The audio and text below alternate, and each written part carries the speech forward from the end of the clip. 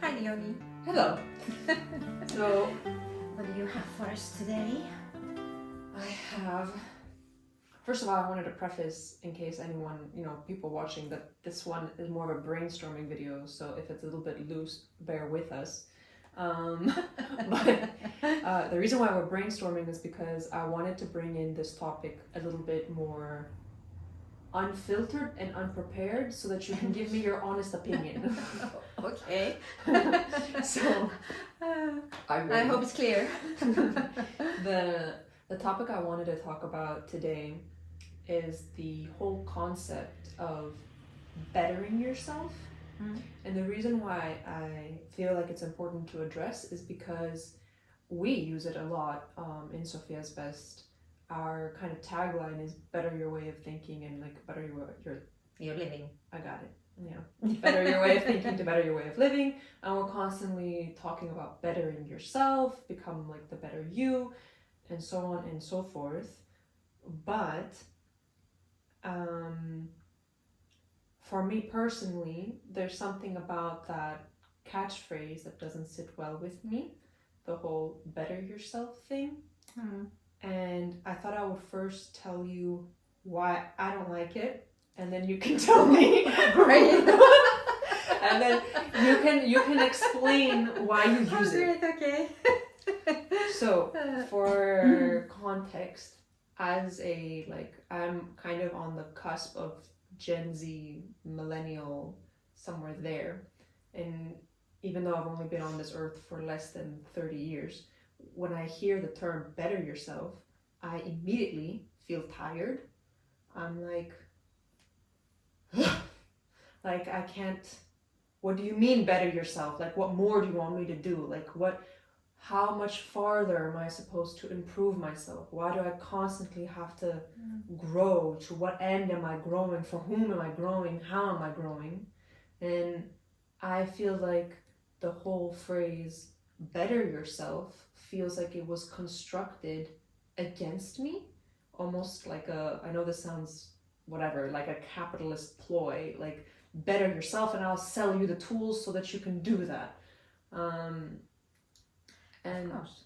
Yeah.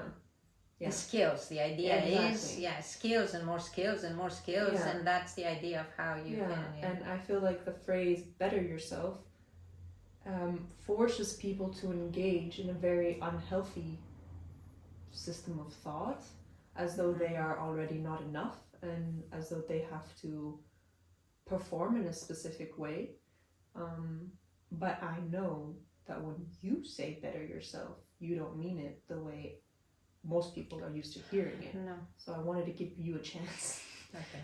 To talk First about of all, we don't say better yourself. We say better your thinking. That's true. Right? And it's very different because bettering your thinking means cultivating your thought. And in order to do that, you have to become more aware of what is involved. There is a learning process, because unfortunately we are not taught that.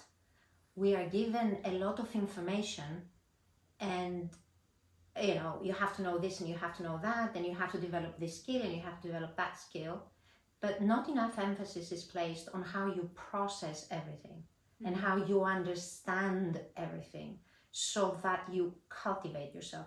I really like the word cultivation, because cultivating it's not bettering in terms of more or less. It's not a quantitative whatever. It's purely qualitative. And when you cultivate something, is you bring out its best. And again, my God, the words kill me because they've been misused. Yeah. This is a problem with language. To bring out your best is to actually bring out who you are, which is the second, to what you said, better yourself. It's an idea of improving, let's say, and then yourself. But when I say better your thinking to better your living, the process involved is, as I said, to cultivate your way of thinking, so you discover yourself. And the benefit of the processing is discovering yourself, because that's the goal of everything. I don't like the idea goal. The purpose of everything we do, it's to discover who we truly are. It's not easy. It's difficult, especially in today's context, but that's the idea. I don't know, do you ask? I'm thinking, because it feels kind of hard to recontextualize these words that have been used so often, and they've been used in marketing so many times that they feel empty to me. So even the phrase like discovering yourself, and I like cultivating yourself and all that, but It's worried.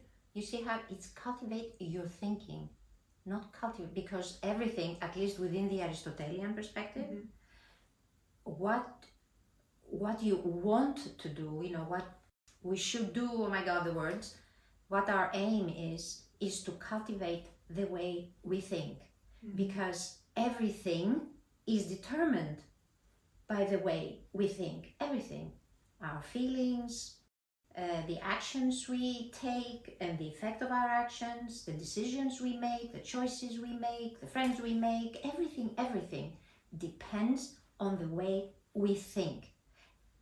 And discovering who you are, or expressing who you are, or have a feeling for who you are, everything that's related to who you are, knowing would be a word that Aristotle would say. It's you understand and you know who you are. So it's the process of getting to know. It's the process of getting to know who you are. My only concern is that even in the concept of bettering your way of thinking, I wonder if that forces people to put too much scrutiny on themselves, and if that, rather, how do you find the balance between observing and scrutinizing yourself to observing and evaluating? Because, well, I don't like the word scrutinize, right? Yeah. Because understanding and knowing means that you learn. It doesn't have to do with you, the way we perceive it when we say better yourself. So in order to understand who you are, and in order to better your way of thinking, what you have to learn are 3 basic functions, if you like, that we are not taught. One is how we interpret things, how we interpret information, how we interpret the ideas that guide our actions, how we interpret our emotions, how we interpret our thoughts. That's extremely important. So one function is how I interpret.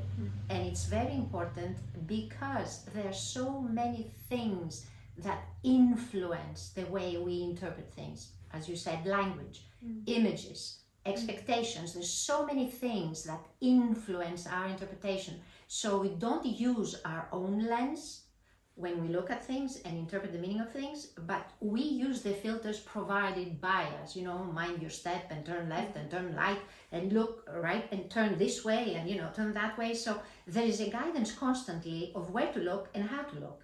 Yeah. Right? When we say cultivate your thinking, one very significant thing is practice and train yourself in interpreting all these things that are going on around you. One is interpretation. The second is evaluation. Evaluate. And when I say evaluate, the significance. Evaluate, value. The significance in terms of its effect, whatever, on you and the others. Okay. Because it's always you and the others, because it fits the purpose if it's just you, and you are happy, but everybody around you is completely miserable, because eventually you'll be miserable also.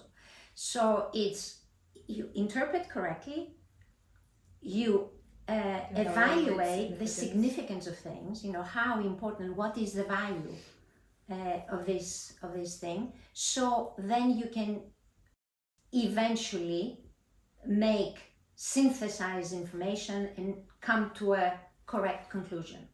This is what I mean by cultivate your thinking.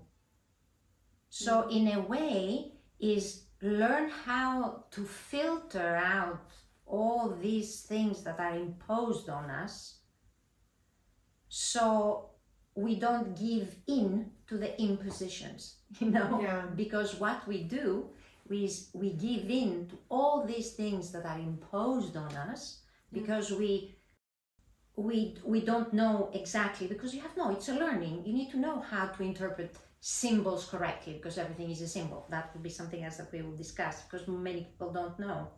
And one of the things that it really frustrates me is how things like we talk about how you interpret, right?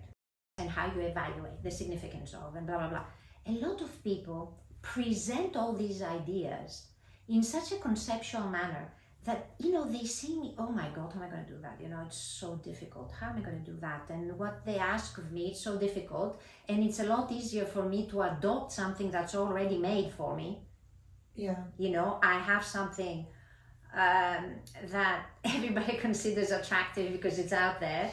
As a type of character, way of dress, a type of profession, Type of a type of best. Oh, we have a lot of best. Oh, yeah. Oh, we have a lot of best. We just have best. We don't have anything else. So if you're not your best, oh my God, don't go out, don't talk to anybody, don't look at yourself in the mirror, just don't move. Which it beats the purpose, it's a lose-lose situation. So it's not difficult to actually do this. It's not difficult to cultivate your way of thinking. Haven't we met many times when we go to our travels across Greece to fix our seminars? Haven't we met a lot of older people who have no formal education, who live in a village somewhere? I don't think it's not the type of people who socialize, or they have high global connections and so on. And yet, the things they tell you, the wisdom with which they approach life is amazing. So how do these people do it? Why is it difficult for us to do it? I mean, we have so many things available to us. I think it's because we have so many models ready-made. You have this prototype and the other prototype and the other prototype, and you have to convert.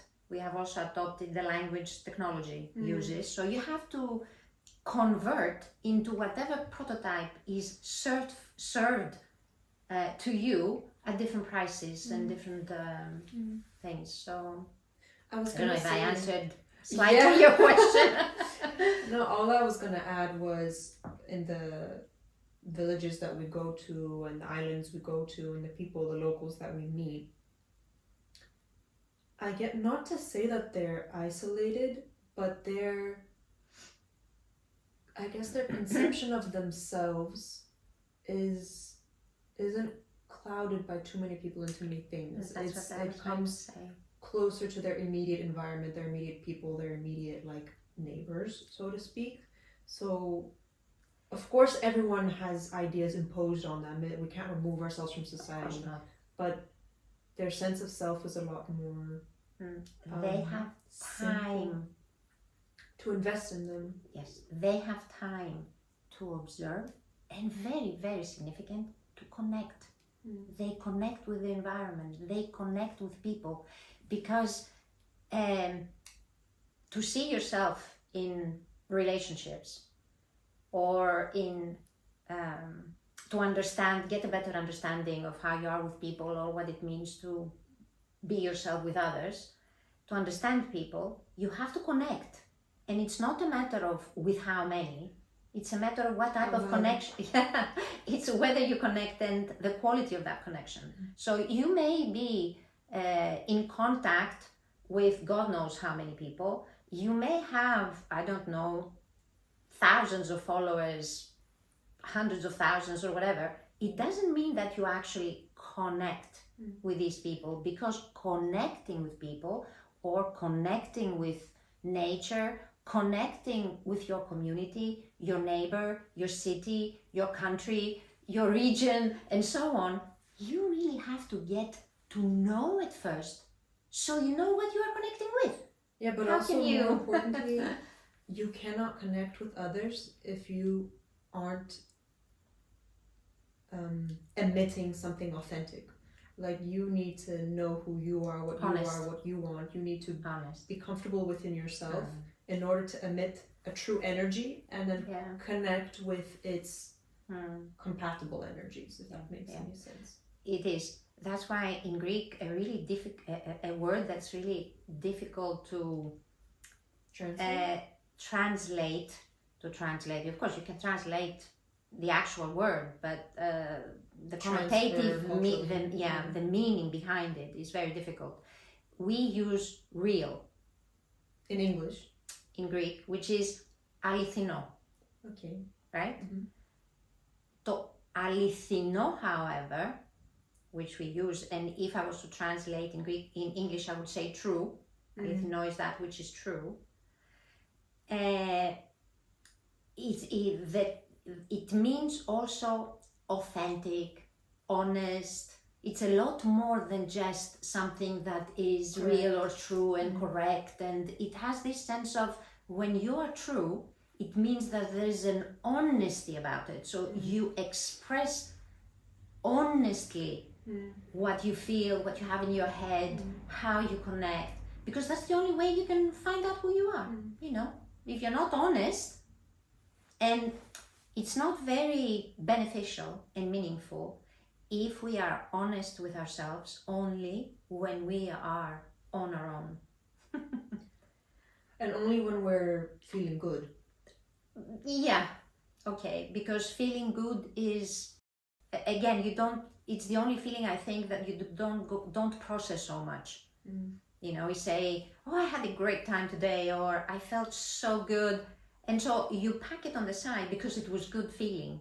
And we don't really process the good moments, the good situations, why we felt like that. We usually stop and think when we have those bad moments, or whether things that we feel we can't do. But I think we made a big parenthesis. Let's go back to something else you said. What I wanted to mention was this entire conversation you started with first, rephrasing, it's not bettering yourself, it's cultivating your way of thinking. And cultivating your way of thinking is the process to understanding yourself and who you are and the way you think and how you can make choices. And that allows you to be honest and true to who you are. And the reason why we're talking about these things is because we are presupposing that in order to be happy, essentially you need to be true to who you are, which means you need to know how you think so that you can make choices and actions that align with who you are, and this continuous cycle. Because in all of these we say you. If you are to be happy, or if you are to better yourself, or if you are to cultivate. So it's all about you. So it's the you. Everything starts from you. Of course, whatever you bring out has an effect on you, but it has an effect on others as well. That's why it's important to always consider others. For example, I will go back to this better and yourself and so on. I disagree on the idea of I have these strengths and I have these weaknesses and I have to get rid of my weaknesses or improve my weaknesses, and I keep my strengths as something that's very precious. This doesn't sound like a very round character, you know, it's not a very round character, a character who disapproves of whatever he or she, they consider a weakness, like they put a negative in front of it, right? Aristotle talked about, when he talked about character and how you develop virtue, misinterpreted, but anyway, how you become a full character, how you develop as a character. He talks a lot about measure, Metro. mesotita. Mesotita. It's not metro, it's mesotita. Mm. Because, as he says, you are wise when you know how to behave within a specific situation at a given time and environment, you know, who you are, and how to engage with in what intensity, you know. So it's a full thing of knowing how to utilize who you are, because as I say, our character, we all have a pool of resources. Right. Our personality and our character, who we are, thank God, we are many things. And that's the beauty of being human. We are not just a linear, straight line, I don't know, object. We are human beings. And we have a wealth of characteristics. And these characteristics take different form depending of the situation. Reaching mesotita, you know, this sense of measure, is knowing, for example, when to be angry, to what extent, within what situation, and for what reason. You know, is it should I be angry now or shouldn't I be angry now? Isn't it always in relation to your own personal abilities? Always. Yeah. It's That's always, the whole point. always. And what you try basically to do is keep a balance with everything you have available, because we have who we are is a powerful source of possibilities to do what we would like to do. And that's why we are just, I don't like the word, you know, the language they misused. We adapt, we understand, because in order to do that, again I say, you have to understand where you are, what the situation is, to have a knowledge of who you are. So should I now pull my, you know, should I tap on my, I don't know, whatever characteristic, my anger, my patience, my confidence, my warmth, my, and you know, anything, any of the characteristics to address a situation. This is what Aristotle calls mesotita, because it's a sense of measure, how to balance things. And as a result of that, he calls those virtues, which is basically your personality characteristics. And they are measured in terms of the effect, which is again better, is called within the Aristotelian anyway thinking, and my thinking is a qualitative measure. So you can't think of more or less. You don't measure quality in terms of more or less. So you do measure, however, because you do see, you feel the effect of what you have. You know, it's the result of my actions and the result of my decisions. I don't know how to articulate this, but something that I really like about the way that we work and the way that you pull from Aristotle and call it Aristotelian's framework or your own, is that when we talk about growth, I feel like we're not talking about growing out of yourself and into a version removed from you, like growing, because things nowadays are so quantitative. I feel like nowadays it's growing on this like axiom, a quantitative axiom, into a betterment of improvement to higher levels of you. I feel like when you discuss growing, it's almost as though growing inward more closely and more truly to who you are. So the growth is more circular, more in depth, more like you grow inwardly and you blossom and you bloom. And exactly. I was going to give the example of we have a flower, right? Yeah. When you cultivate a flower, Mm. you need to know what to do with it, Mm. you know, where to place it, whether it can sustain cold or heat or this or that, you know, how to feed it, and you cultivate it. Now, when it grows and it blooms into what it is, so you see the Yeah. flower, you know, it's a flower with a specific possibility of what it can be. And the possibilities are, my God. But you can't take a rose and expect it to become a gardenia. Yeah. And today, because gardenias are popular, or because some people may think that, oh, I like the aroma of gardenias better. For example, a rose will be a rose, and it can be a beautiful rose with a lot of potentials. And the same is with who we are. But we first have to understand, and that's the most important thing, that am I a rose or am I a gardenia? Or am I an apple tree? Or am I, you know, am I a flower? Or am I a fruit? Because it depends, right? And human beings are multifaceted, as I said. There's a lot of depth into the human nature and the human mind, human emotions, everything that comprises what we are as humans. And it saddens me, and that's why we decided to do all this. It saddens me to see this beauty being smeared. Yeah. Because I hear a lot of discussions that, you know, people give up on people. And themselves. People give up on themselves.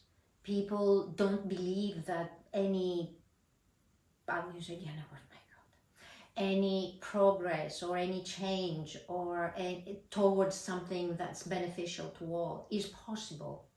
As if human beings are somehow all corrupt and we can see just the corruption, and we miss the beauty, we miss the possibilities, we miss the depth, the richness, the wealth. That's where everything is. And this is not, these words I use as a qualitative measure, not a quantitative measure.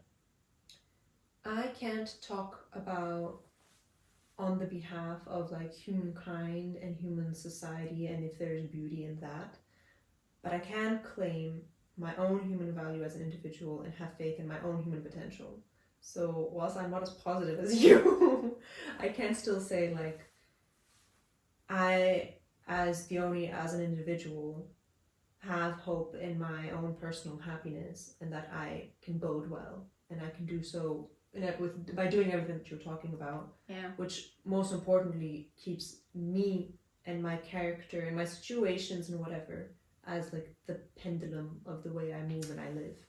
And obviously, when I said what I said before, it's not that I see the world in white clouds and whatever, but it's very important. There's of course a lot of evil out there, and a lot of corruption, and a lot of harm done by people on other people. I mean, disgusting things. However, when you look at people today, it's very important to understand where the problems come from. You know, what is the source, and are we really inclined always towards bad things? Can we really say that we have an inclination towards? No. Both of them are there. And wise people make choices. And wisdom is all about making choices that are correct or incorrect in terms of our welfare. You know, and our welfare begins from us individuals being wise. I will use the word wise because I don't want to use another word. If we develop and cultivate our personal wisdom, we will be able to cultivate slowly, collectively, yeah. Because I don't believe it comes from the many, right? It's not the many. It's not that the society will change the individuals. I think individuals will change society. But that's another. Yeah. That's why I very much that we must each make an effort to cultivate our way of thinking, to better our way of thinking, to better our living. That's a nice kind of note to end things on, I think. Okay. Yeah. Did I answer your question? I think so. Did we confuse people? I like the idea of it's not about becoming the best version of yourself. It's not about bettering yourself. It's about cultivating your way of thinking so that you can make choices that allow you to be you. Yeah. To bring out the truest form of you. Yeah. And that's the healthiest thing to do and the happiest thing to do. Yes. Yeah. And yes. Great. Okay. That is all. Thank you, Yoni. Thank you, Elizabeth. Bye. Πες το. Άστο. Why? Τι γίνεται. Η σκέψη και η λογική, όταν αναπτύσσεται, δεν αναπτύσσεται έτσι. Αναπτύσσεται έτσι. Ναι. Το οποίο τι σημαίνει, you have one concept here, a main concept, I'm listening. which branches out right underneath to 4 other concepts, which branch out to other concepts, and the pyramid just opens. So when you have a conversation and you want to lock in the meaning of what you say, whether you like it or not, you have to branch out. Of course, the listener, it's very difficult, especially for the contemporary listener who has been trained, to want the one right after the other in a straight forward. What that means? Straight Linear. and forward, linear, rather than Round. develop, yes. That's what rather than round. And again, I don't like the idea of critical because there's criticism involved. Analytical thinking and thinking that can synthesize, because thinking is not a straightforward process, literally straightforward. Is a process that opens, closes, and you have a round thing composed of, rather not composed, because that's synthesizing a specific meaning. Yeah. That's why, many times it seems as if I'm off topic. I know you're not off topic. But then I understand that it's also difficult for the listener to follow if it's... Especially trained in these, people are trained through their social media when like the video form is so linear to begin with. And even when we're studying in class, when we're writing essays, we're taught to write things in a very linear structure. And when you bring in other concepts, larger concepts, they think that you're straying. Yeah, and also when you think of social media, the image plays a very significant role. It's primary. The verbal aspect is secondary. And there's nothing more misleading than images.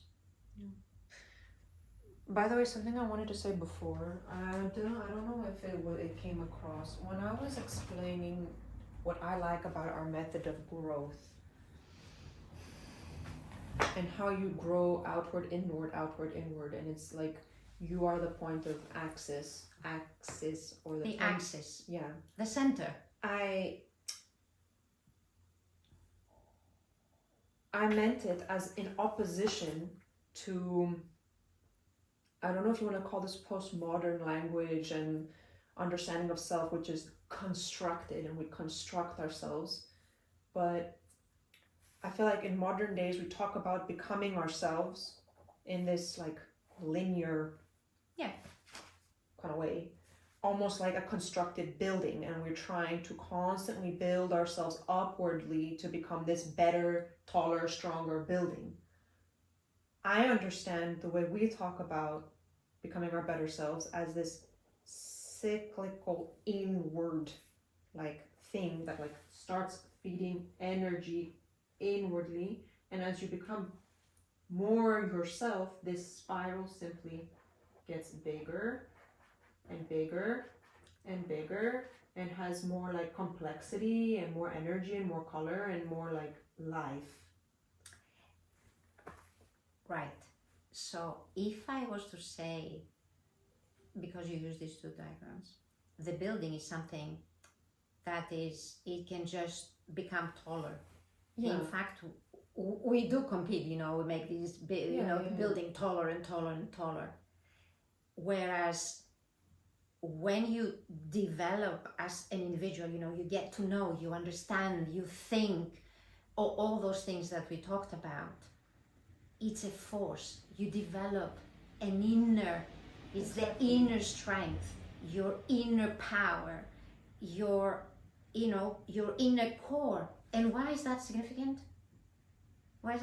Because you can overcome problems. Exactly.